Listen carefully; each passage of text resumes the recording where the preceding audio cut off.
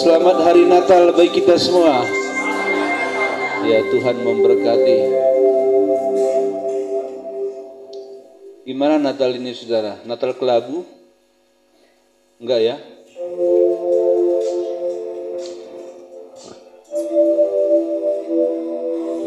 Saya buat judul firman Tuhan, sumber kekuatan. Tuhan adalah sumber kekuatan kita. Tuhan adalah sumber segala kekuatan. Segala kekuatan adalah Tuhan. Sebab satu titik pun kekuatan itu tidak ada di luar kekuatan Tuhan. Ngeri memang hidup ini. Dikuasai oleh seorang penguasa tunggal alam semesta. Tunggal. Dan dia tidak perlu penasehat. Tidak perlu dia penasehat. Karena di dalam dia sempurna. Presiden adikuasa. Mulai dari zaman dulu sampai sekarang. Dia memerlukan penasehat. Dan memerlukan menteri-menteri. Dia memerlukan aparat-aparat pemerintah lainnya untuk mendukung kokohnya dia duduk di pemerintahannya. Tapi Yesus, sang penguasa tunggal, enggak perlu itu. Dia enggak perlu kita untuk menasihati dia. Dia enggak perlu malaikat menjadi penasihatnya. Dia penguasa tunggal. Ngeri memang. Ngeri. Tapi karena kemurahan hatinya yang kandas sampai terbawah di alam roh dan alam nyata kita, kandas setinggi-tingginya, tinggi hidupnya, serendah-rendahnya, rendah hatinya. Itulah sebabnya maka banyak anak Tuhan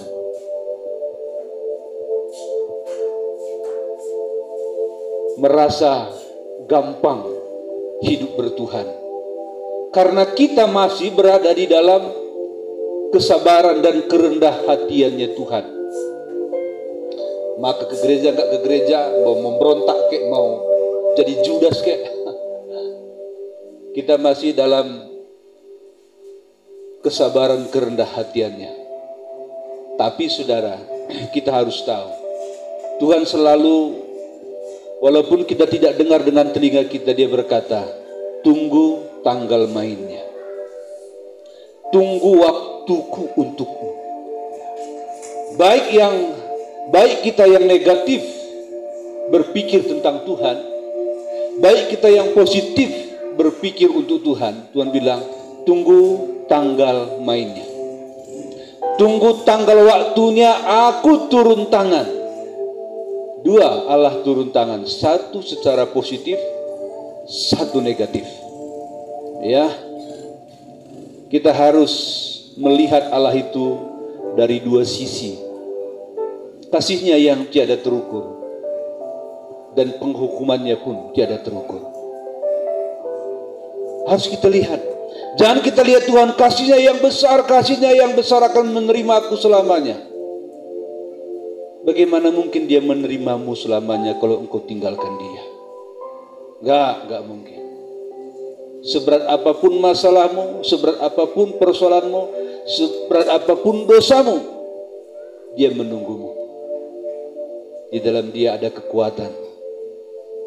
Kalau engkau benar-benar berserah kepada dia, apa sih yang tidak mungkin? Amin saudara. Apa yang enggak mungkin? Firman Tuhan berkata, tiada yang mustahil bagi Allah. Kedua, tiada yang mustahil bagi orang percaya. Kita datang sebagai orang percaya. Tiada yang mustahil bagi orang percaya karena dia bersama dengan Allah. Amin saudara. Mungkin kita berpikir, Bapak, Tuhan, kekuatanku nol sekarang. Jangankan nol, minus. Engkau di bawah nol. Di bawah nol, kekuatan apa itu? mungkin ekonomi, kekuatan keluarga, kekuatan pengharapan, kekuatan melawan dosa, engkau nol, bahkan minus, di bawah nol, ya. Tuhan berkata, akulah sumber kekuatan. Amin, saudara. Amin.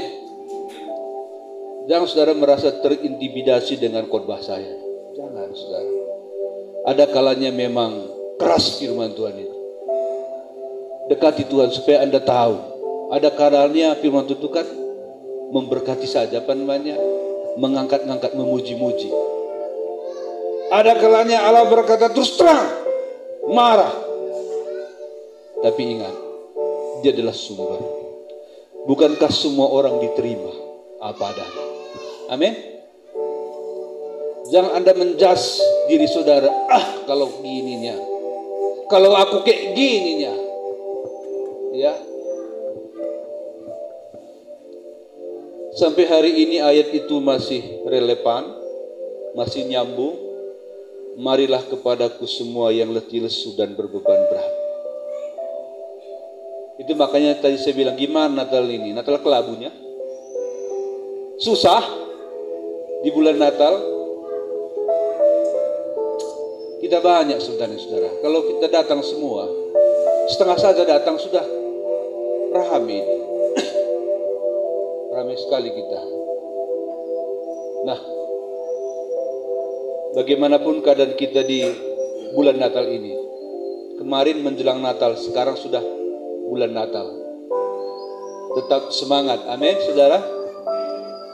Lakukan semua sesuai dengan kemampuan di bulan Natal ini. Kita ada janjiman itu di papan tulis, tengok nanti. Lakukan semua sesuai ya. Tuhan mau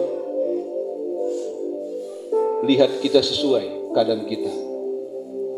Tuhan bilang, keluarga ini, anakku yang ini, kau memang sesuai hari ini, seperti yang aku harapkan.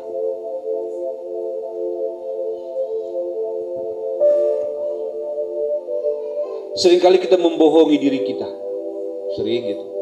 Kita berkata, kemampuanku hanya segini, padahal enggak. Ya. Di hadapan manusia bisa jelas bohong kita. Orang tidak tahu, tapi di hadapan Tuhan enggak pernah begitu. Nah, Tuhanlah sumber kekuatan kita. Katakan amin, saudara. Tadi saya katakan satu titik pun tidak ada kekuatan di luar dari kekuatan Tuhan. Kekuatan yang dari iblis pun itu dari Tuhan. Cuma dia telah salah gunakan, kan begitu. Betul ya? Kekuatan dari iblis itu dari Tuhan. Cuma iblis salah gunakan. Iblis pada awalnya diciptakan untuk kemuliaan Tuhan. Tapi semua yang dimiliki oleh iblis, dia jadikan jadi kemuliaannya. Itu makanya iblis ditolak dan tidak mendapat anugerah penebusan. Kita mendapat anugerah penebusan. Bahkan anugerah penebusan yang kita terima dahsyat luar biasa. Dia Allah menjadi manusia, lahir di Bethlehem, yang kita peringati bulan ini kelahirannya, dan mati di Golgota. Penebusan yang maha dahsyat, maha besar, untuk mempermalukan iblis. Itu ya, saudara. Dengar kalimat saya. Untuk mempermalukan iblis, Yesus mati di Golgota. Karena iblis berpikir manusia tidak akan diampuni Tuhan. Salah iblis. Bahkan penebusan yang diberikan Allah kepada manusia jauh lebih besar anugerah penebusan daripada dosa kita. Bisa mengerti, saudara? Katakan amin. Dosamu hanya segini. Segini. Anugerah yang diberi lebih luas dari alam semesta. Katakan amin, saudara. Iblis sangat dipermalukan. Semenjak kejatuhan iblis, Allah telah berjanji dalam hatinya, iblis, putus hubungannya denganku, kekal. Manusia tidak. Manusia tidak. Ya.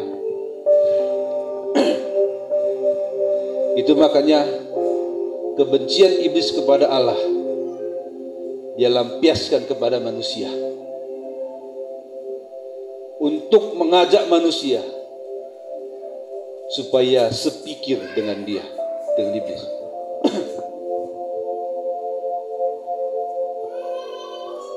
Saudara, kita juga diciptakan untuk kemuliaan Tuhan, sama seperti iblis. Iblis awalnya diciptakan untuk kemuliaan Tuhan. Salah, dia pergunakan itu. Sekarang kita pun diciptakan Tuhan untuk kemuliaan Tuhan.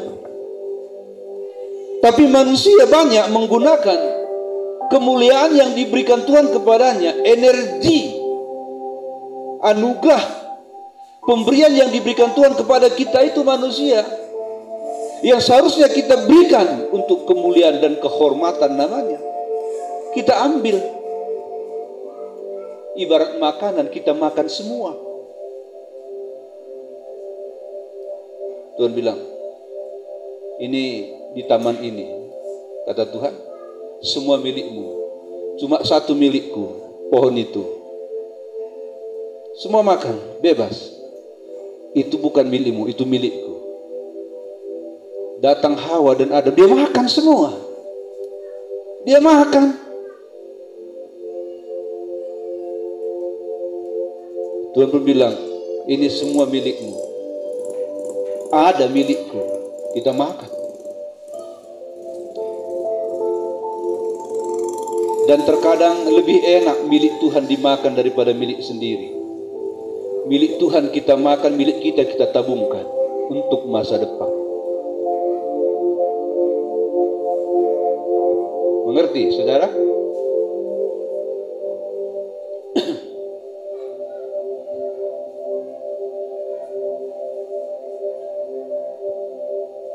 Saudara dikasih Tuhan, berikanlah kemuliaan bagi Tuhan yang menjadi hak Tuhan, hak Tuhan. Itu kata Yesus, yang menjadi hak kaisar, hak pemerintah dari diri kita adalah pajak. Berikan kepada Tuhan. Hak Tuhan persepuluhan, berikan kepada Dia. Itu milik Tuhan. Gak ada perubahan sampai hari ini tentang hal itu. Gak ada. Gak ada perubahan itu. Dari Tuhan gak ada. Yang ada perubahan dari kita, dari iblis. Saudari ke Tuhan, supaya kita bisa hidup untuk kemuliaan Tuhan, supaya apa yang diberikan Tuhan kepada kita itu bisa kita berikan semuanya untuk kemuliaan Tuhan, maka kita harus selalu mendekatkan diri kepada Tuhan, supaya ada kekuatan baru dari Tuhan kepada kita yang memampukan kita hidup untuk kemuliaan-Nya. Kita harus selalu terhubung dengan Tuhan. Seperti nyanyian tadi, apa tadi? Terhubung denganmu. Nana, nana. Ya. Udah sering ku dengar, tapi baru tadi menyentuh hatiku lagu ini ya. Nah, saudara, kita harus selalu terhubung dengan Tuhan, supaya kita mampu, supaya ada selalu kerinduan yang besar, berapi-api untuk Tuhan. Amin. Ada.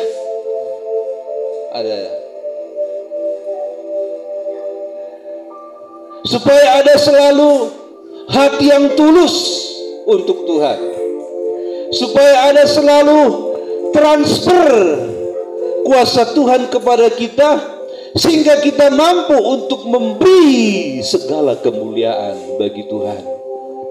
Iblis, segala kemuliaan bagiku.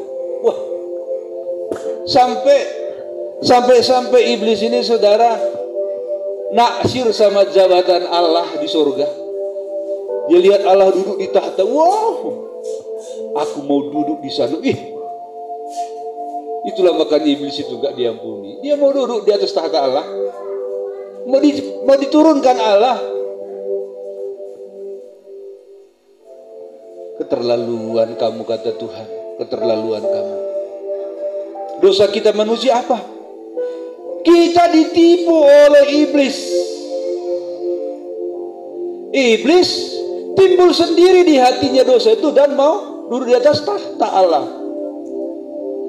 Dibuang dia tipu kita. Dosa kita adalah dosa karena tertipu. Untuk mempermalukan iblis, dia membuktikan kasihnya yang besar. Dia tersalib di bukit Golgota. Iblis terpukul hancur. Dia melihat anak manusia, Yesus, tergantung di sana untuk menebus dosa kita. Dia berkata, aduh, betapa besarnya penebusan bagi manusia. Sedangkan kita, kata iblis, setitik pun gak ada lagi di hati Allah. Amin, saudara. Tahu setitik? Pernah lihat embun? Embun itu titik-titik air. Segitu pun, satu titik embun pun, iblis tidak ada lagi di hati Allah, di hati Yesus. Tidak ada.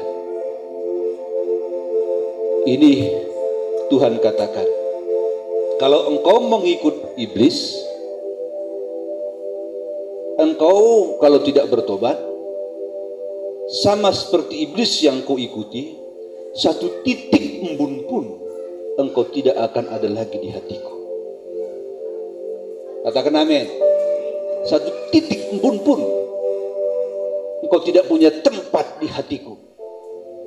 Hati ini, hari ini hati Allah bukan cuma celah yang ada untuk kita masuki. Terbuka gerbang, hatinya lapang, gerbang masuk, silakan masuk. Siapa mau masuk ke dalam keselamatan itu? Ini anak gadis sama anak lajang, kita kan pernah jatuh cinta kan? Kita jatuh cinta kepada lawan jenis kita yang kita suka, yang dia nggak ingat kita hidup. Kita hanya lihat dia, tapi akhirnya kita menunjukkan diri kepadanya kan? Caper, cari perhatian.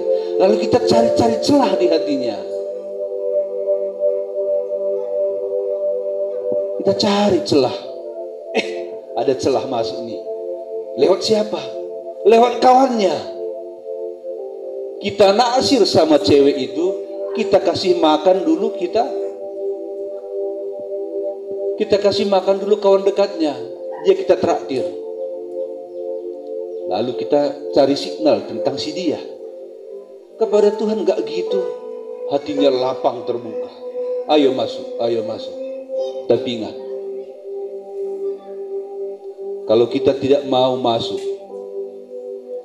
seperti yang kukatakan tadi, tunggu tanggal mainnya. Tunggu waktunya aku turun tangan. Baik secara negatif dan positif, kita tunggu semua. Ku percaya kita di sini semua positif. Amin. Amin, saudara. Tetap setia ya. Percayanya kita hidup ini akan berakhir kan? Percayanya kita setiap film tamat kan? Kalau film gak tamat, itu film yang gagal produk. Gagal diproduksi. Sedangkan film yang berhasil diproduksi dengan apik, dengan mantap, itu pun tamat. Semua tamat. Kalau percaya kita hidup ini akan tamat, disitulah tanggal main kita.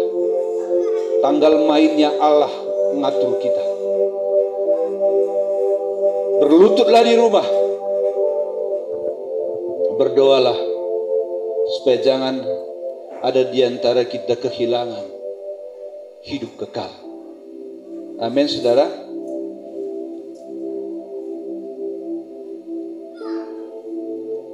Hati baru kita selalu perlu untuk melayani dan mengasihi Tuhan.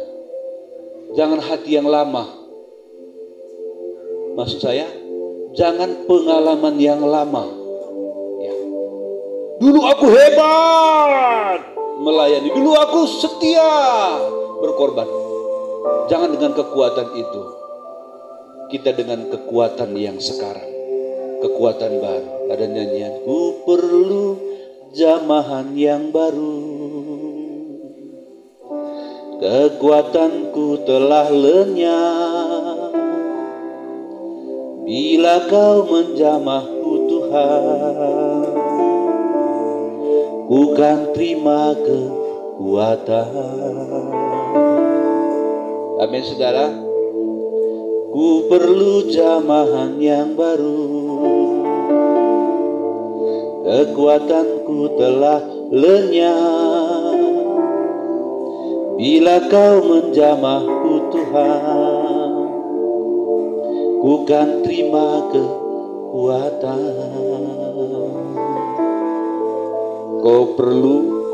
Engkau perlu selalu kekuatan baru. Di mana Anda bisa dapatkan?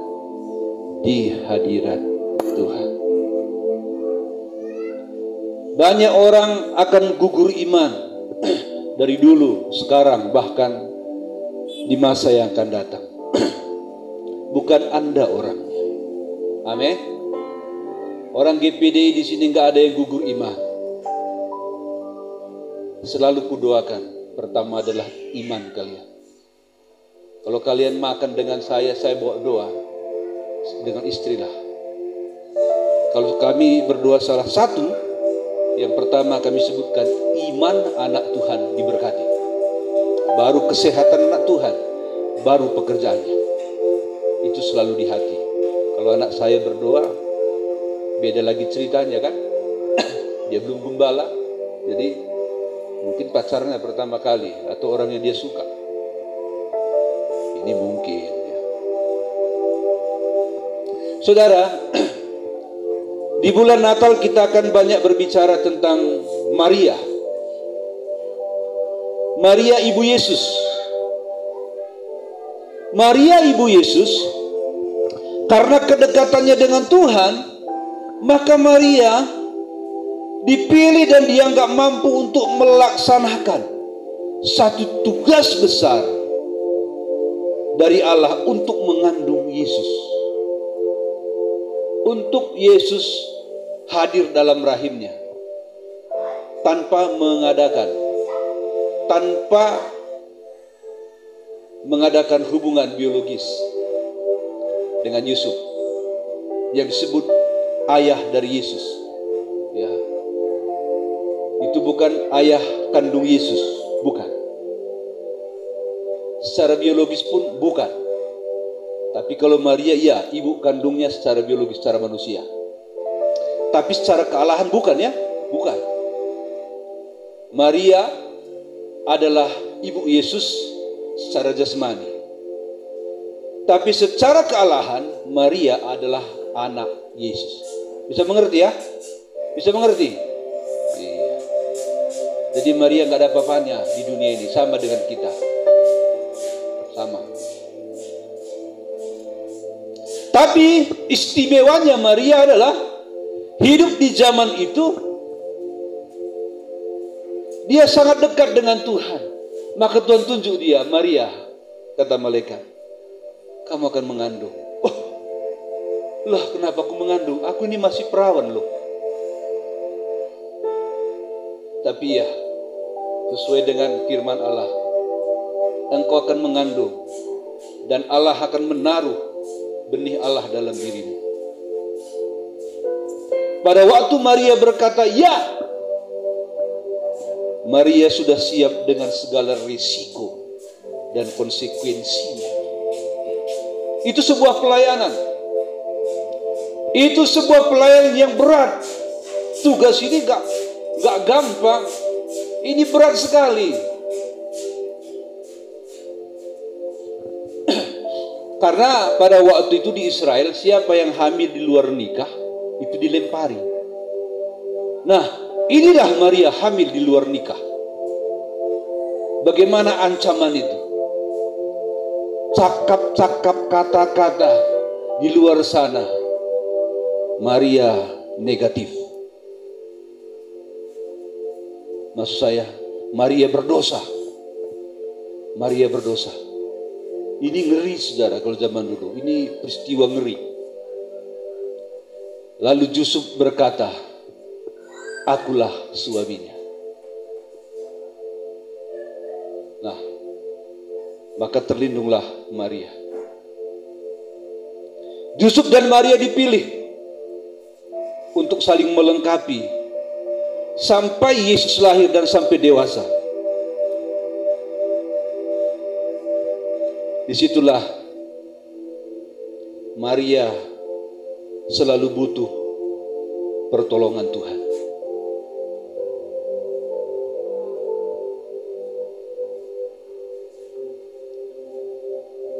Disitulah Maria selalu butuh kekuatan dari Tuhan.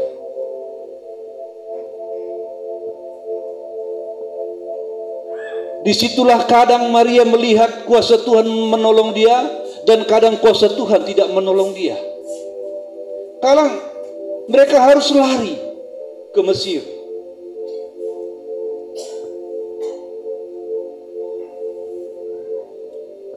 Disitulah dia butuh kekuatan untuk menyelesaikan tugas panggilannya. Kita pun, saudara, dikasih Tuhan, telah dipilih untuk menjadi anaknya. Sama seperti Maria dipilih, demikian juga kita milih, namun dalam versi yang berbeda panggilan kita. Versi Maria adalah menyelesaikan tugas mengandung bayi Yesus juru selamat kita 9 bulan dan melahirkannya dan merawatnya bersama dengan Yusuf sampai Yesus yang baik itu menjadi dewasa.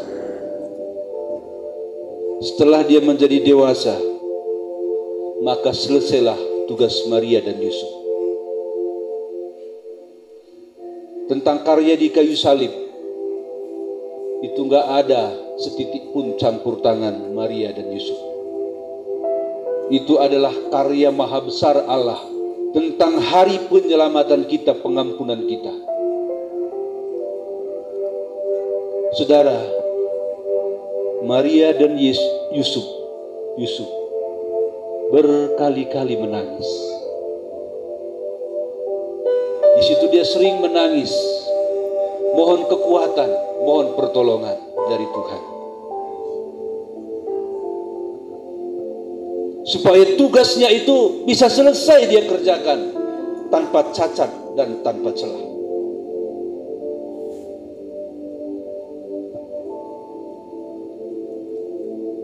Memang kalau pikir-pikir ya,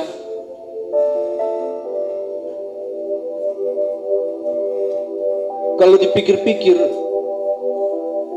mudahnya kita rasa sepertinya Maria itu mengandung Yesus. Karena kita hanya baca sekilas begitu.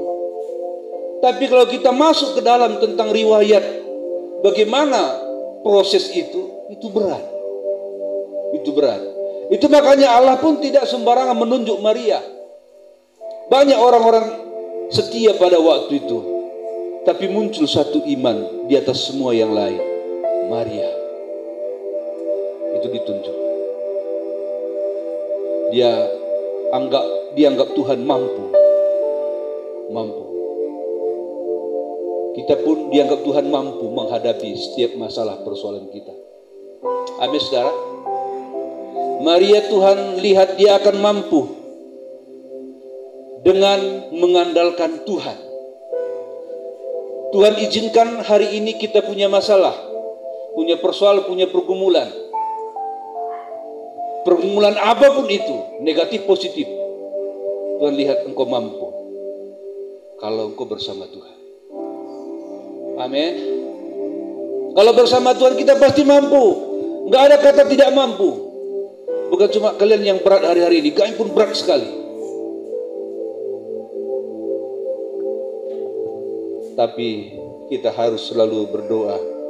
Dan kalaupun Tuhan tidak menjawab doa, adakah alasan untuk mundur mengikut Tuhan? Meskipun Tuhan tak menolongku, meskipun duri dalam dagingku, tetap memilih untuk percaya dan mengucap syukur. Meskipun ku tak dijawab, meskipun hatiku habis lenyap, ku tetap memilih untuk percaya dan mengucap syukur. Berkali-kali, berkali-kali kau menolong, berkali-kali kau kuatkan dalam rasa sakit. Engkau ada, Yesus setia.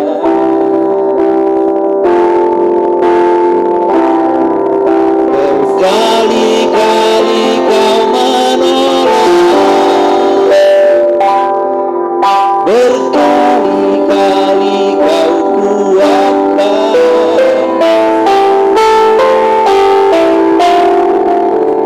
engkau ada, Yesus setia.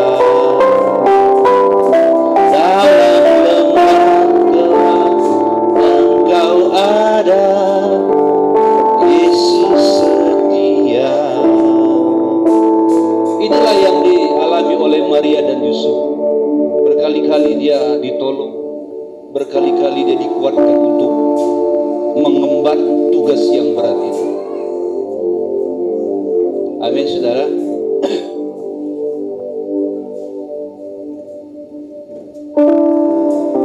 Mungkin kita berpikir nggak ada kekuatan, nggak ada kesiapan lagi, kemampuan lagi.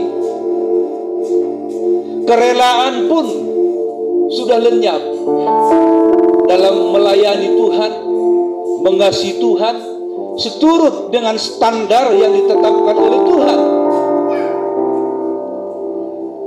Untuk kita bisa menyelesaikan tugas panggilan kita, tugas surgawi kita, kita berpikir resikonya terlalu berat bagi saya. Kalau saya harus ke gereja, kalau saya harus memberi, ya. Maria pun manusia biasa. Saya percaya dia berpikir ada seperti itu. Tapi mari kita datang kepada Tuhan. Berkali-kali kau menolong, berkali-kali kau kuatkan dalam rasa sakit. Engkau ada, Yesus setia.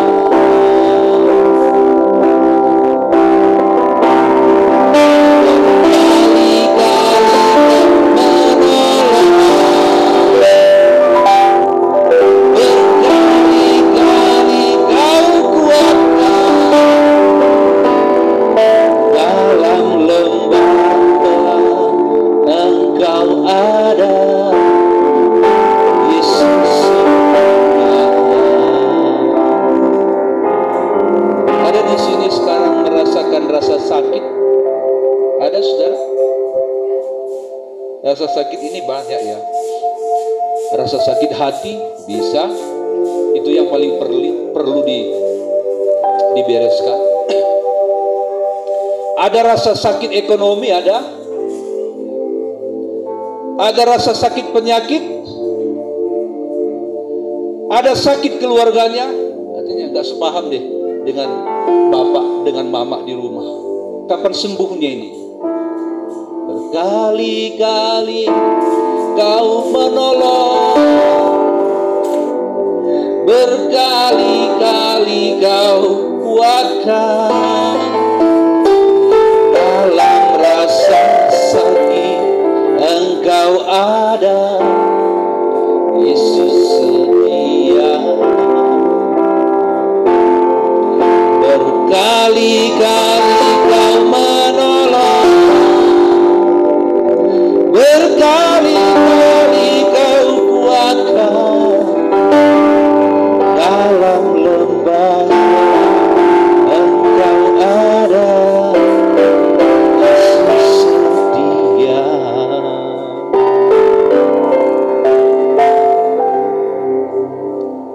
Dia setia di masa engkau sakit dan di lembah kelam, saudara. Kamunya yang gak setia, selalu sering tinggalkan dia. Padahal dia selalu terbuka untukmu. Sedangkan engkau sering tertutup untuk dia, iya kan? Kalaupun engkau tidak tertutup dengan dia, celah hatimu untuk dia itu sudah sempit. Tapi hatinya selalu terbuka. Engkau saja yang salah paham, salah mengerti, salah konteks tentang dia. Maka engkau berkata, engkau salah. Kapan waktuku? Dia sudah diberkati, aku belum. Dia telah engkau jawab doanya, aku belum. Aku sudah tua, kapan lagi? Lagu dari awal itu, meskipun Tuhan tak menjawab doaku, ku tetap memilih untuk percaya Yesus setia.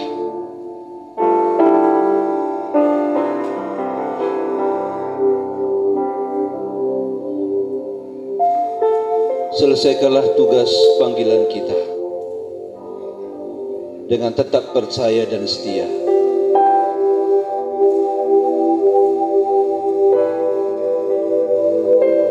Saat berada dalam lembah kekelaman dan saat diberkati, tetap percaya dan setia.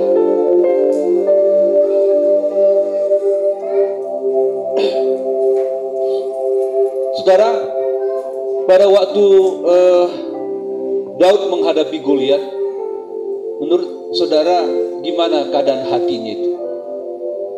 Apakah kuat terus?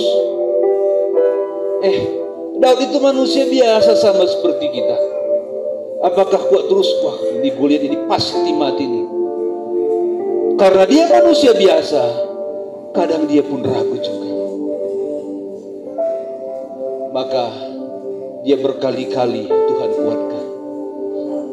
Kau pasti menang. Lemah lagi, dikuatkan lagi, lemah lagi. Tampilkan ayat yang pertama tadi. Kuat lagi, lemah, kuat lagi. Bukan berarti Daud dia lihat seperti belalang lemahnya si Goliat. Kadang dia melihat, ngeri juga ini. Tapi waktu dia dikuatkan, kecilnya Goliat ini. Pada saat orang berkata, kau nggak mungkin mengalahkannya, lemah imannya. Situ nyanyian ini digenapi, berkali-kali kau kuatkan, berkali-kali kau kuatkan. Dalam lembah kelam Engkau ada, Yesus setia. Lalu dia berhadapan pada saat puncak imannya, dia bunuh Goliat. Ini perkataan ini, ya saya sudah selesai. Ini perkataan ini kepada Yosua. Yosua ini adalah tangan kanan Musa. Waktu keluar dari tanah Mesir membawa manusia 2 juta orang. Yosua ini mendampingi Musa. Jadi Yosua pun melihat Musa ini, wah, betapa besarnya pengurapan kuasa Tuhan bekerja dalam diri Musa. Dia pun kagum melihatnya. Dia mengandalkan Tuhan melalui Musa. Jadi apapun itu, dia selalu mengiyakan apa kata Musa, karena itu adalah kata Tuhan. Mati Musa. Jadi pemimpin Israel itu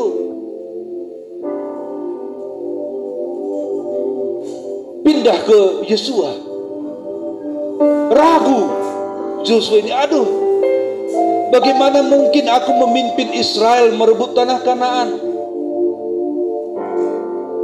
Jadi Yosua pada waktu itu bukan hanya melihat musuh yang besar yang harus dia kalahkan di tanah Kanaan, tapi dia juga melihat bangsa Israel yang dia pimpin itu ngeri juga. Orang yang dipimpin itu ngeri kerasnya, keras sekali. Beberapa kali Musa diancam mau dilempar, sudah dipegang bangsa Israel batu siap lempar Musa, tetapi selalu Tuhan bela. Dia berpikir, aduh, belum lagi musuh yang di depan raksasa tulen. Yang kupimpin ini pun bisa berubah jadi musuh sewaktu-waktu. Dia lihat dari riwayat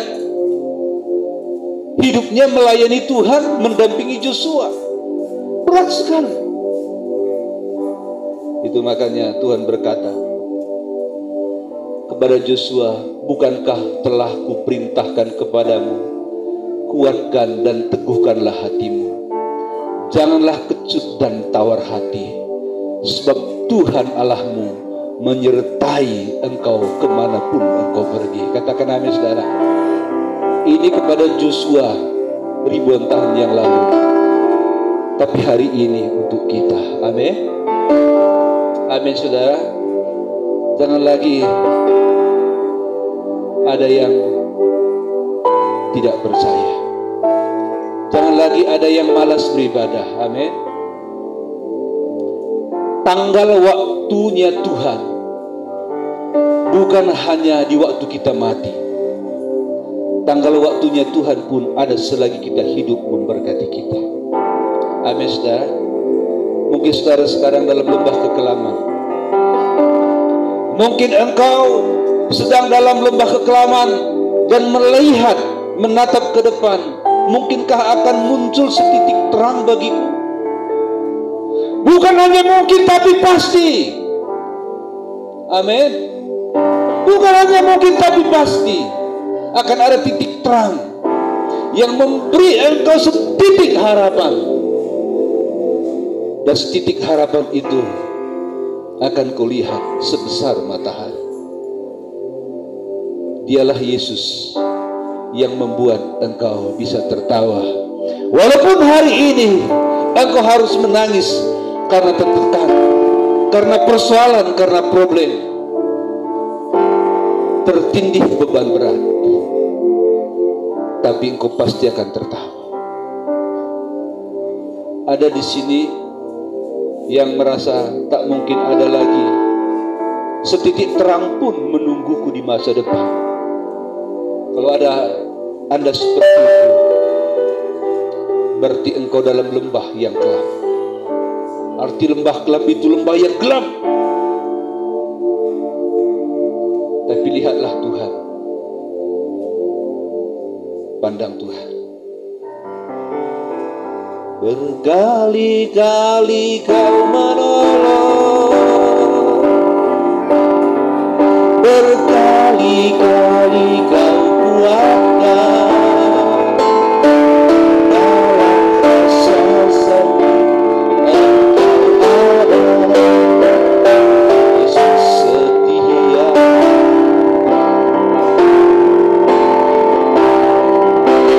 Berkali-kali kau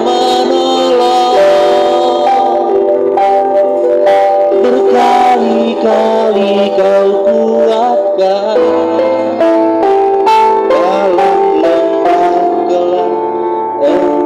ada kasih setia.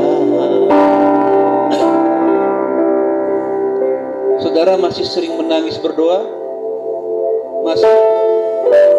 Atau nggak pernah lagi berdoa? Betapa lemahnya kamu kalau hanya makan kau berdoa dan tidak ada persekutuan dengan Tuhan. 15 menit pun satu hari gak ada.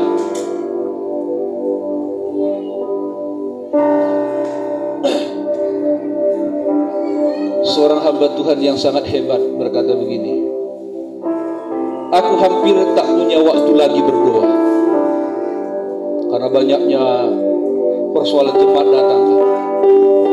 Tapi aku selalu mencuri waktu untuk berdoa. Amin. Mencuri waktu untuk berdoa karena terlalu banyak waktunya terkuras untuk pelayanan ini dan itu. Dia selalu mencuri waktu untuk berdoa. Hei anak muda, hei bapak, hei ibu-ibu, jangan-jangan kita curi waktu selalu untuk main HP. Bisa mengerti yang kukatakan? Sedikit luang waktu.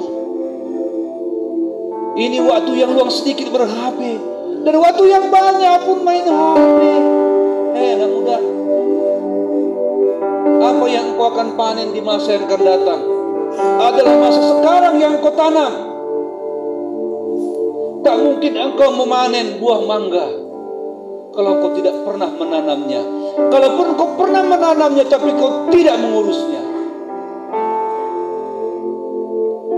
Ladang yang kau tanami itu, walaupun itu kau tanam 1000 pohon mangga, ingat, orang lain yang akan panen di situ, karena akan terjual semua ladangmu, mimpi.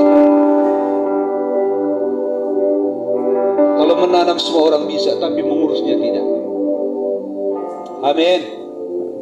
Amin, saudara. Kita semua bangkit berdiri, saudara. Kita nyanyi lagu ini.